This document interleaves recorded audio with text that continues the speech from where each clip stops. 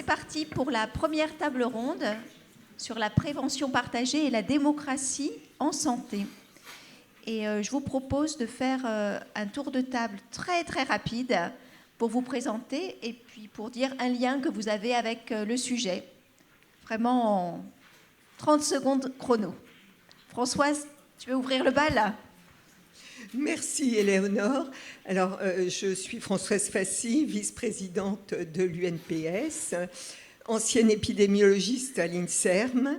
Et cette thématique de la démocratie en santé, plusieurs me connaissent dans la salle et sur cette table, et ils savent combien c'est une interrogation d'anciens chercheurs, mais également une interrogation de militantes associatives et de citoyennes. Oui, Patrick Charpentier, donc en tant que personne citoyenne, je suis aujourd'hui dans cette représentation des usagers dans une dimension associative qui est l'AFM Téléthon, association agréée. Je le suis tout autant parce que je préside actuellement France Asso Santé Nouvelle-Aquitaine, qui est une délégation de l'UNAS, la voix des usagers au niveau du national. Et je suis aujourd'hui, au-delà citoyen, acteur de ma santé, je suis aussi dans la défense des droits des usagers, dans les différentes instances qui sont aujourd'hui au niveau des établissements, et principalement les commissions des usagers pour lesquelles on est en plein renouvellement actuellement dans tous les établissements sanitaires français publics et privés. Bonjour, donc Emmanuel Ruche, je suis médecin de santé publique et enseignant-chercheur à l'Université de Tours et au CHU de Tours, et je suis présent ici au titre de la Conférence nationale de santé que je préside, qui est donc considérée comme le Parlement de la santé, c'est-à-dire une instance multilatérale qui rassemble très largement les représentants de la société civile organisée dans le champ de la santé en France. Et je suis par ailleurs, la prévention m'intéresse de ce côté-là, notamment président de la Société française de santé publique. Oui, bonjour à tous, Fabrice Jolland, professeur de psychiatrie à l'université Paris-Saclay. Je suis au titre ici d'enseignant et chercheur en suicidologie depuis plusieurs années. Je suis aussi membre de l'Observatoire national du suicide. Je suis au CA du GEPS, qui est notre société savante de suicidologie, vous savez, en France. Et puis, adhérent, il faut encore que je paye mais de l'UNPS. Voilà, nouveau adhérent de l'UNPS. Alors, on va parler des limites de la prévention, de ce qui peut être amélioré. Mais ce que je vous propose, c'est peut-être commencer par dire des progrès qui ont été faits, des choses qui sont faites au niveau de la stratégie nationale, quelque chose sur lequel vous avez envie d'insister sur ce qui a été fait ces dernières années. D'ailleurs, Patrice, vous avez commencé tout à l'heure en insistant sur les associations pendant le Covid. Oui, alors moi je vais commencer par quelque chose parce que je vais profiter de la présence d'Emmanuel Ruche qui est à mes côtés. Parce que j'ai amené un document qui a été validé en 2016 par la Conférence nationale de santé, qui est le fruit d'un travail de terrain au niveau des établissements, des instances régionales, les ARS, les CRSA, les conférences régionales de la santé, et bien sûr la remontée au niveau de la CNS. Et ça s'intitule « La charte du parcours santé, usagers et professionnels ensemble pour notre santé ». Ça date de 2016. Je ne vais pas rentrer dans le détail des principes et des objectifs, mais je peux vous assurer qu'ils collent complètement à la réalité du constat de la santé que nous pourrions partager ensemble. Donc j'ai envie de dire, mais comment peut-on faire que, dans la dynamique de l'existant, on puisse s'en inspirer au fil du temps pour le faire vivre au quotidien? Et je partage totalement les propos d'introduction de votre président et de notre président. J'aurais pu dire les mêmes choses, peut-être moins brillamment. Mais si on n'est pas aujourd'hui du constat partagé que nous faisons, en capacité, du regard du citoyen, de l'usager, des associations, des élus, des professionnels, de co-construire sur le constat partagé que nous faisons et que nous faisons tous les jours, il faut absolument que maintenant, on passe aux ambitions partagées, sur une prévention partagée, sur une santé partagée qui va faire que, j'espère, nous serons tous unis pour notre santé. Voilà simplement ce que j'ai envie de dire à ce niveau de la table ronde. peut-être en remerciant Patrick d'avoir rappelé cette charte du parcours de santé qu'on a malgré tout quand même beaucoup de mal à diffuser, malgré tout, dans le dispositif. C'est déjà un travail un peu ancien, mais qui reste toujours d'actualité. Peut-être j'aurais envie de dire que quand on évoque démocratie en santé et prévention partagée, c'est donc, je pense qu'on en reparlera tout à l'heure, voir de quelle façon est-ce qu'on peut passer à la fois d'un dispositif un peu de représentation qui a été construit au cours de ces dernières années des parties prenantes, et notamment des représentations des usagers, au renforcement de leur participation dans le système de santé. Je pense que c'est vraiment un enjeu important de pouvoir accompagner ça. Et puis, quand on évoque la prévention partagée, peut-être aussi dire qu'il y a effectivement un enjeu à introduire la prévention dans l'ensemble d'un parcours de vie d'une personne, mais qu'il faut peut-être aussi dépasser un peu le concept de prévention et aller vers un peu la promotion de la santé, mais peut-être qu'on aura l'occasion d'en discuter tout à l'heure. Oui, alors, bon, moi je ne vais pas parler de démocratie en santé parce que j'ai toujours un peu de mal à savoir de quoi on parle. Enfin, ça sonne bien, je sais que la démocratie est malade dans le monde. Démocratie en santé, je ne sais pas de quoi on parle. Prévention partagée me semble une évidence. Je voulais juste, puisque vous parliez de la stratégie nationale de prévention de suicide, je ne suis pas là pour faire la promotion de ce qui est piloté par le ministère, et puis je suis le premier critique de la stratégie, il y a pas mal de choses à améliorer. Mais je crois qu'il faut quand même dire qu'il y en a une. On en a une, je l'ai déjà dit l'an dernier, il y a une quarantaine de pays dans le monde qui ont une stratégie nationale de prévention du suicide. C'est pas beaucoup, c'est une minorité parmi les 200 pays reconnus par l'ONU. Donc on a quelque chose, et puis c'est pas juste des mots. Objectivement, le ministère a mis beaucoup de moyens humains et financiers. Ça mobilise énormément de gens sur le terrain. Alors beaucoup de professionnels, c'est vrai que les associations peuvent se dire qu'elles ne sont pas assez impliquées dans la stratégie, mais ça, c'est pas à moi de le dire. Et puis il y a un travail quand même du ministère pour corriger cela, peut-être encore insuffisant. Mais je crois qu'il faut quand même se dire, parce qu'il y a quand même beaucoup de choses qui ne marchent pas, mais ça marche. Il y a des choses qui se passent. Si vous me redonnez la parole tout à l'heure avec la question qu'est-ce qui pourrait, alors j'essaierai d'être simple parce qu'on peut en faire une heure. Il y a quand même pas mal de choses qui posent souci. Et un des soucis actuellement, à mon avis, c'est quand même la santé mentale, les soins de santé mentale et la psychiatrie. Alors c'est vrai que je dis ça parce que je sais que je suis face à des associations qui sont souvent plaintes de la place de la psychiatrie dans la santé mentale. La psychiatrie prend beaucoup de place, n'écoute pas beaucoup ce qu'on lui dit. Je crois qu'aujourd'hui qu'elle est en difficulté, la psychiatrie, on s'aperçoit quand même qu'elle manque, et notamment dans la prévention du suicide, et que ça va poser beaucoup de soucis dans les années à venir. Voilà. Je m'arrête là pour le moment, mais si vous voulez m'interroger là-dessus, ce sera avec plaisir. J'en dirai plus. Ça va revenir. Et puis, je me rappelle dans la préparation, vous disiez que quand même une chose positive, c'était, vous avez parlé des difficultés de la santé mentale, mais que le biais du lampadaire, c'est ça que vous disiez, est moins présent maintenant. Oui, c'est-à-dire qu'effectivement, la thématique de la santé mentale, déjà un peu avant la crise sanitaire, mais la crise sanitaire a été aussi un révélateur de ce côté-là, fait que c'est une thématique qui bénéficie d'une considération plus importante qu'au préalable. En tout cas, je le ressens comme ça dans ma posture à la fois de président de la Conférence nationale de santé et au travers de la Société française de santé publique. Peut-être juste pour revenir sur ce que disait mon voisin de droite, parce que je pense que c'est quand même important. Fabrice, vous disiez, c'est quoi la démocratie en santé ? C'est vrai que c'est un vocable très français. Nos voisins ne parlent pas de démocratie en santé, ils parlent souvent de participation sociale, de gouvernance participative. Donc je voudrais juste, malgré tout, dire que la démocratie en santé en France, c'est une construction historique et culturelle française. Il y a deux grands axes. Il y a la reconnaissance des droits individuels et collectifs des usagers. Et c'est vrai que les lois de 2002, la loi sur la rénovation de l'action sociale du 2 janvier 2002, pour le médico-social. Et puis la loi sur le droit des patients, dite Kouchner, du 4 mars 2002, ont été des éléments marquants et importants pour le renforcement de ces droits et sur la reconnaissance notamment d'un certain nombre de droits individuels et collectifs. Alors après, ça s'est encore enrichi au cours des dernières décennies, des 2 dernières décennies. Donc c'est un premier élément.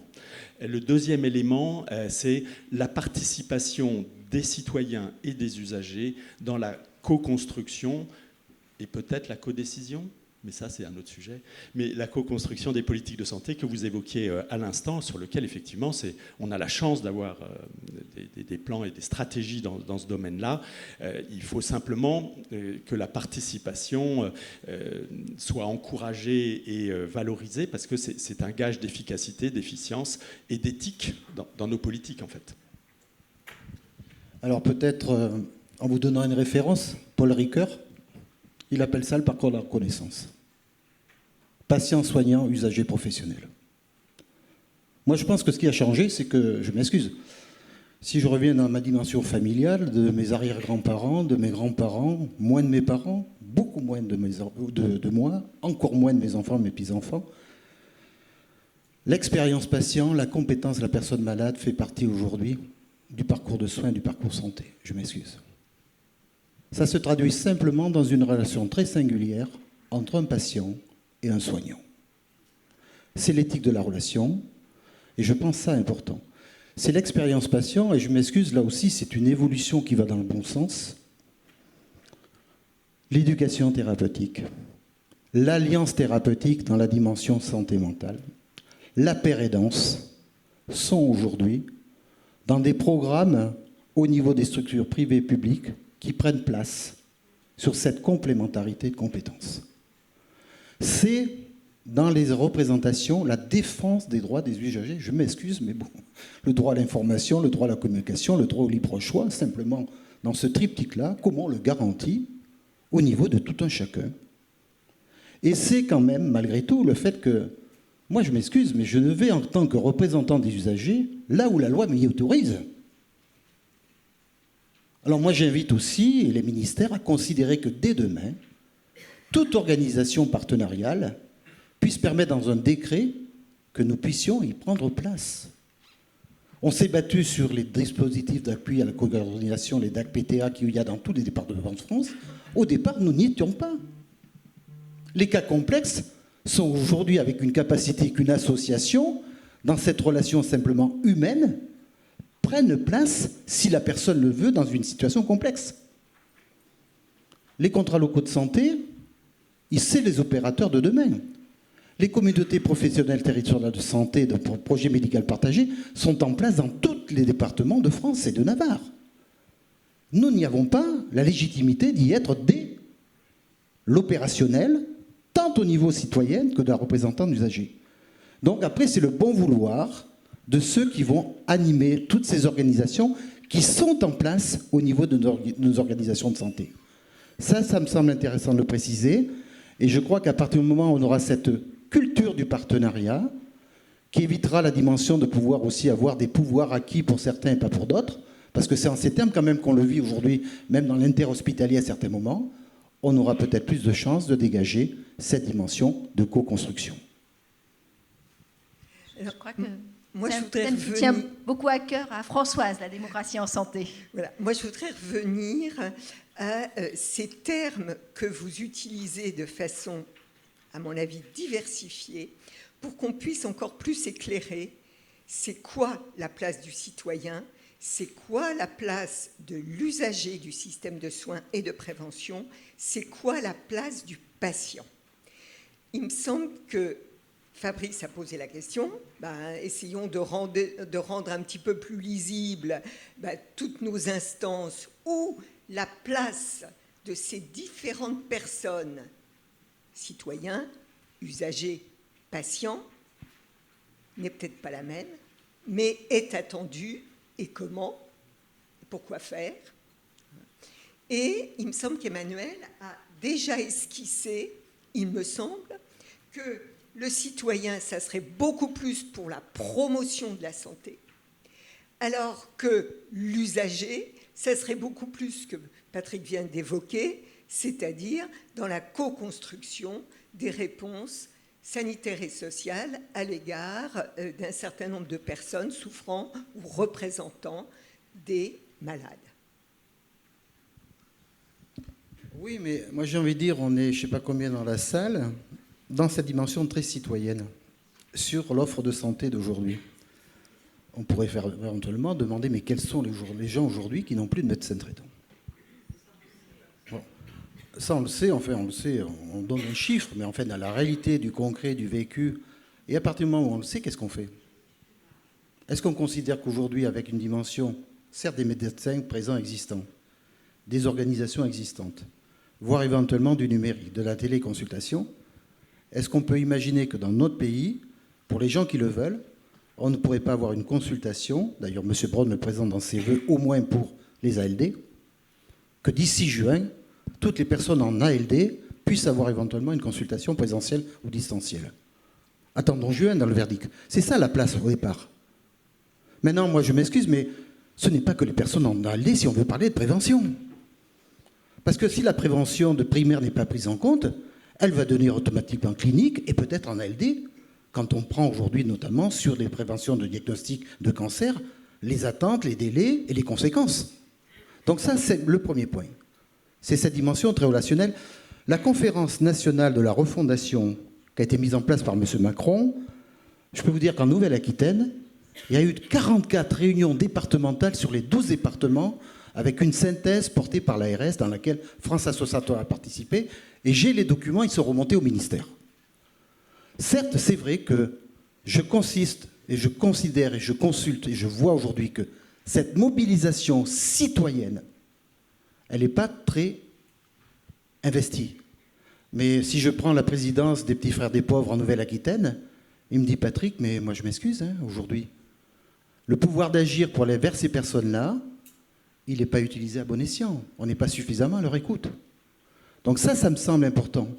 Donc je veux dire que là aujourd'hui dans cette déclinaison, et je vous rejoins, je pense que moi aujourd'hui quand je suis au CHU de Limoges, président de la commission des usagers, je suis bien sûr sur le projet d'établissement par rapport au projet d'usagers que nous avons écrit, avec des orientations stratégiques, mais je suis sur la défense des droits des usagers par rapport à l'étude des plaintes, des réclamations et de l'accueil qui est fait au niveau de personnes qui sont accueillies dans ces hôpitaux. Voilà, moi je vous pointe un peu la dimension de personne, la dimension de représentation des usagers. Elle est inscrite comme ça dans les textes. Hein. La commission d'usagers, des représentants d'usagers à la CRSA, au CTS. Voilà. Alors moi je crois qu'il y a un gros effort effectivement à faire pour que les usagers participent à l'organisation. Alors je reviens à la psychiatrie. Très clairement, on a beaucoup de retard, mais on voit quand même de timides avancées sur les soins, mais pas seulement sur les plaintes, mais aussi sur l'organisation des soins, mais aussi sur la recherche et l'enseignement, qui sont essentiels pour la prévention. Il faut qu'on fasse plus de recherche, notamment en suicidologie. On n'est pas un pays, on est dans les 10 premiers pays producteurs de connaissances en suicidologie, mais on peut faire mieux. Et de plus en plus, on va aller vers les associations. Moi, je me suis rapproché, par exemple, de Phare Enfants Parents, pour un projet de recherche que j'ai chez les endeuillés de suicide. Voilà. On va travailler ensemble et j'ai eu un accueil très très favorable sur cette question de réfléchissons ensemble avec chacun ses compétences et on a des choses qui vont sortir là-dessus. Toujours sur la recherche, je parlais l'an dernier d'un papier important qui est sorti dans le British Medical Journal sur l'utilisation de la kétamine dans les idées suicidaires. Je ne sais pas si pour ceux qui étaient là vous vous souvenez. Un des reviewers du papier, vous savez qu'on review, il y a des reviewers, ils ne sont pas anonymes dans cette revue, et un des reviewers était un patient expert. Elle était identifiée, elle a fait des remarques extrêmement importantes, et ces grandes revues demandent à ce que dans l'article, ce soit dit quelle a été la contribution au protocole. Alors nous, on l'avait écrit il y a longtemps, le protocole, on n'était vraiment pas là-dedans, mais on avait mis, il n'y avait pas eu de contribution. Mais voilà, on y est maintenant dès l'écriture des protocoles et pas seulement juste la participation au protocole. Ça, c'est pour la recherche. L'enseignement, on y vient aussi. Moi, je n'ai pas encore mis des choses très concrètes parce que c'est vraiment tellement lourd à sortir du modèle cours magistraux, mais on fait de la simulation avec des acteurs. Et la prochaine étape sera que ces programmes de formation par simulation, même si c'est fait par des acteurs, soient co-construits avec des patients. Et ça se fait dans certains endroits. Donc la recherche, l'enseignement, les soins, voilà, il y aura de plus en plus, et puis il faut que les usagers soient vraiment dans l'hôpital, dans les services hospitaliers, bon, le problème de place après, mais il faut qu'on se rencontre régulièrement pour co-organiser les soins. Un dernier point que je voudrais dire, puisqu'on est sur la prévention du suicide, les citoyens participent actuellement, j'espère, participeront activement à une question sociétale qui est l'aide à mourir.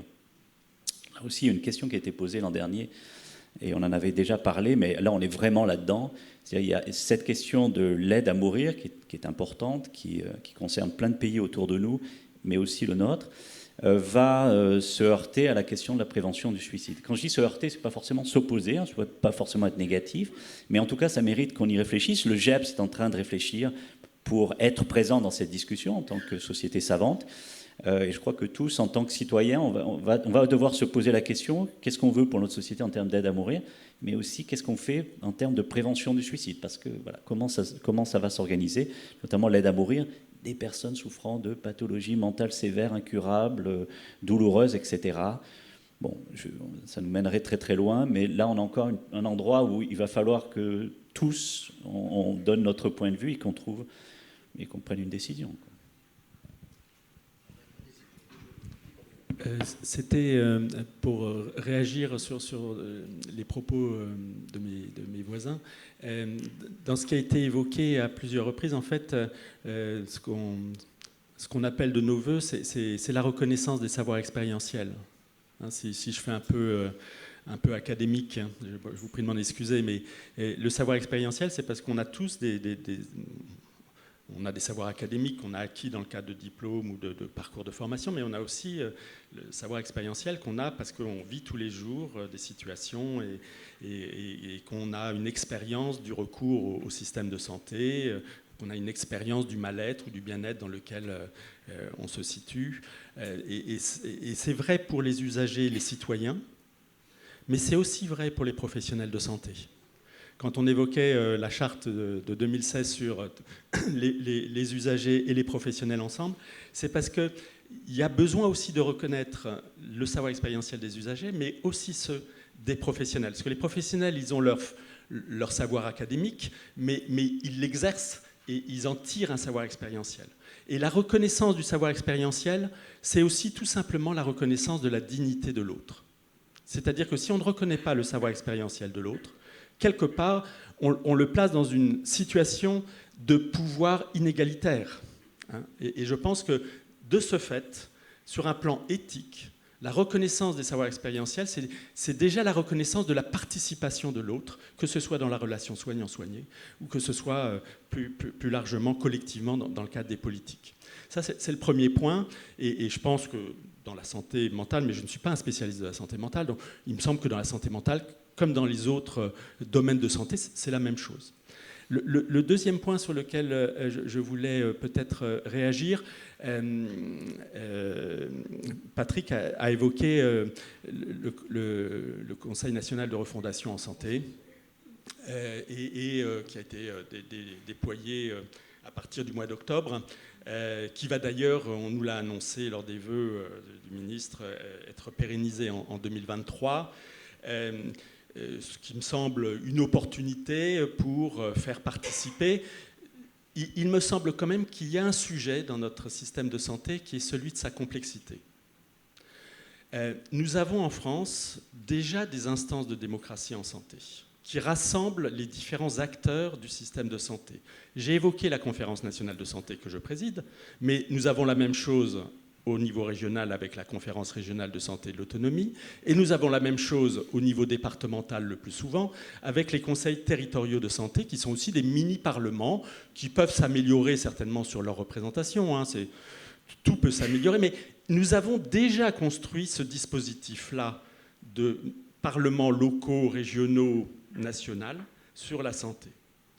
Et donc, la question que je me pose quand les pouvoirs publics mettent en place le Conseil national de la refondation en santé locale et qu'ils souhaitent le pérenniser, c'est comment ceci va s'articuler.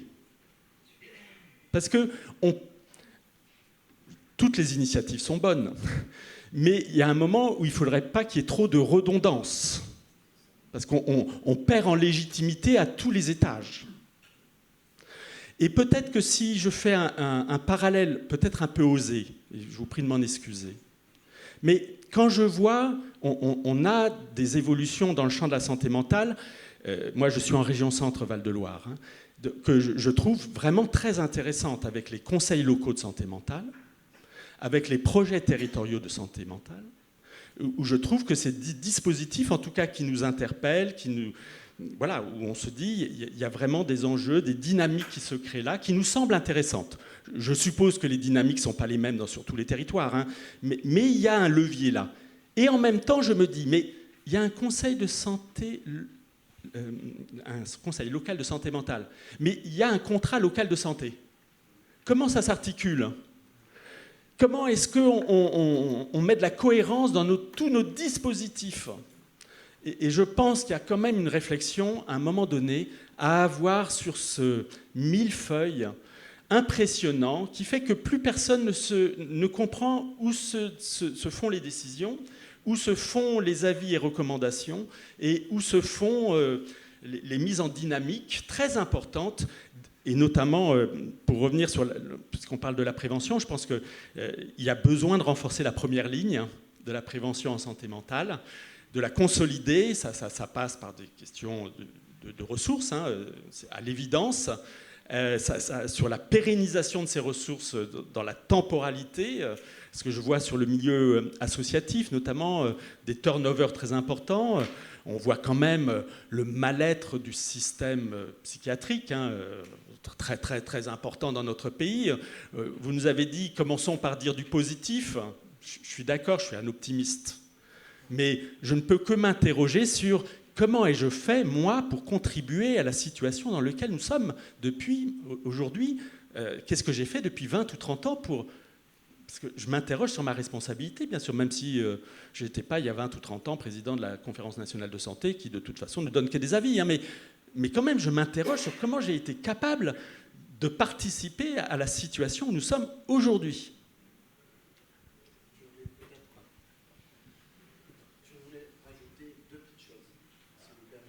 Vous vouliez dire quelque chose sur la première ligne également ? D'accord. Alors, on approche du temps. Ce que je vous propose, promis, Patrick, et puis on aura le point de vue de l'UNPS par Françoise, et on s'arrêtera là et on passera aux questions. C'est sur la sémantique des mots, et notamment sur le mot expert.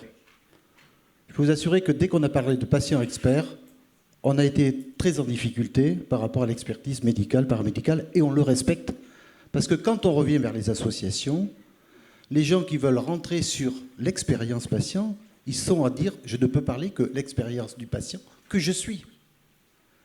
Donc c'est pour ça que nous avons, nous, le mot qu'on utilise, c'est le patient partenaire.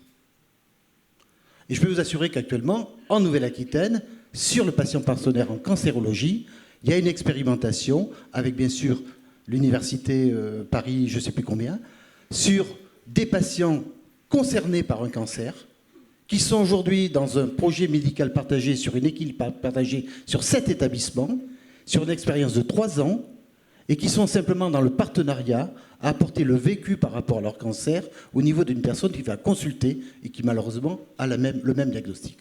Ça me semble important de préciser que ça fonctionne, et en plus, puisqu'on va sur la formation, la qualification, oui, sur le mi-temps, sur les gens pratiques au niveau de l'établissement, ils sont rémunérés.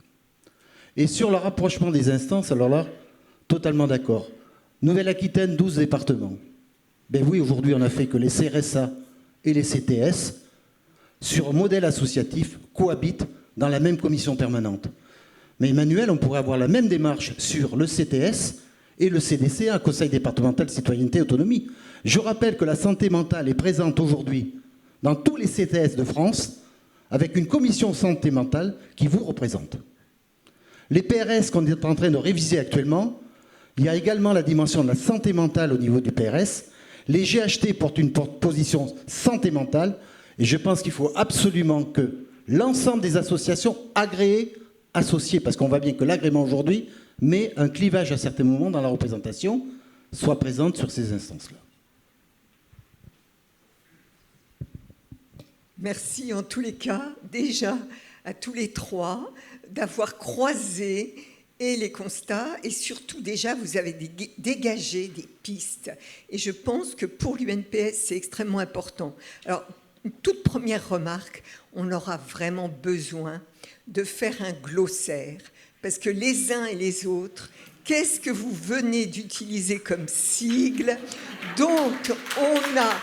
Merci à François Jeannot, d'ailleurs, de nous avoir envoyé, je me souviens encore quelqu'un, qui nous avait dit, Martine Rosset, si ma mémoire est bonne, qui nous avait dit, mais arrêtez de parler dans votre jargon des professionnels de santé, on ne s'y retrouve pas, nous, les citoyens. Et les citoyens, merci aussi d'avoir rappelé que le monde associatif, c'est la loi 1901, fait la place aux citoyens dans une grande liberté de démocratie.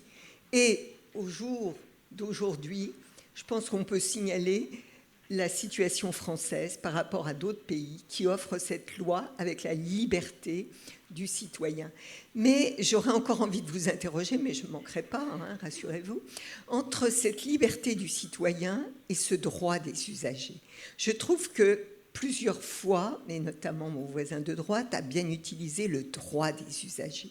Le droit, il est opposable. La liberté, elle se vit, elle s'exerce dans des organisations de type organisé, comme a dit Emmanuel. Alors, merci déjà aussi d'avoir des pistes, parce que les pistes, partenariat des associations dans le monde de la recherche, j'y suis personnellement attachée.